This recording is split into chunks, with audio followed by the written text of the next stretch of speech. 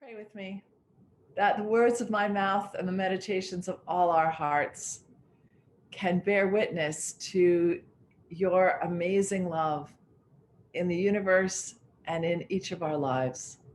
Amen.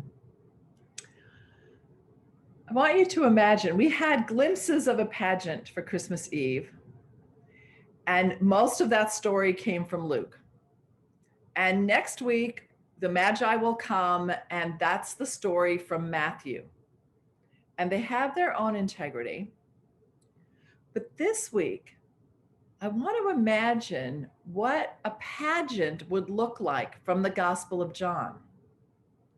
And it's not entirely my idea. Barbara Brown Taylor came up with this first, and I love it. For the Gospel of John, everybody starts in total darkness. And then there's a voice. And the voice says, "In the beginning was the Word." And you cue an observatory, you see the Milky Way.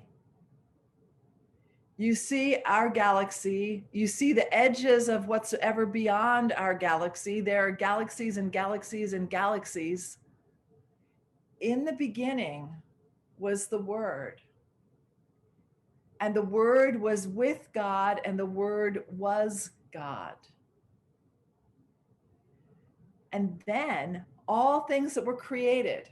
So you move from all the galaxies to the Milky Way galaxy to apparently our solar system is about halfway in between the center of the galaxy and its furthest arm. And here's the bright blue marble, and here's our planet, and here's all the oceans and all the lands and all the peoples and all the nations and I've been seeing hawks lately. So all the hawks and all the mice and the rodents that the hawks eat, all of those things, everything that is, has been created by this Word.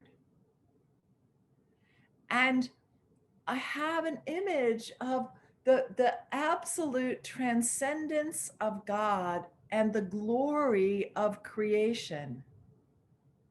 That is John's backdrop to the Christmas story. We don't have any birth narratives. The birth narrative is, in the beginning was the Word. And then the Word became flesh and dwelt among us. So that John is taking this universal vision, and then he said, it's planted in a particular place, in a particular time, in a particular man who is man and who is God and who is the Word, and who starts at a very particular place in Galilee, and whose Word goes back out through at least all the humans that understand are the way a human would speak to them. I don't know how Jesus talks to dolphins, but I'm sure Jesus got that figured out. And so we have these very particular stories as well as this big story. And I was thinking that in my life, or was actually talking to clergy friends, we were all talking about how this Christmas, we tended to go toward the traditional, toward the nostalgic, toward the pageant. A friend of mine did a living nativity and she got to dress up as the camel and we had fun laughing. But that we wanted Christmas to be very grounded in memory and in joy and in comfort. And you sing the familiar carols because we have had a terrible year. And somehow one way of finding God is to go back to what is most familiar, to hark on layers and layers and layers of memories of Christmases past, and layers and layers and layers of sermons and carols and stories, and to have a glimpse of this baby in the manger, But John invites us to go beyond that. And I think Christmas season does too. That what I haven't found yet, but I'm hoping will come by the end of Christmas season, because of course we know how much emotions exactly dovetail with the liturgical calendar. But what I'm hoping is in my prayer in the next week, I can take the very particulars of my life.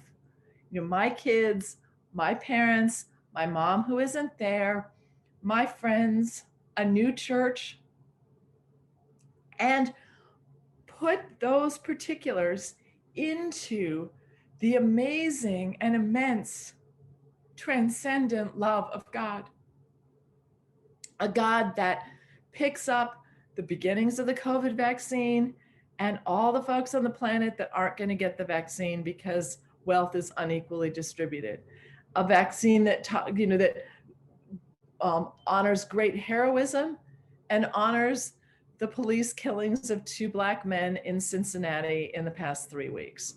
A love that honors all of creation and whatever is on our heart that is hurting, that is afraid, that isn't working out the way we wanted. I think we're given this story of Christmas, the one we know so well, as a chance to hook in and see, what does God have to say to us this year? What does God have to say to us in this crazy year in our life? How do we see the little glimpses of love that we've known, that we've shared, as part of that love that moves the sun and the other stars?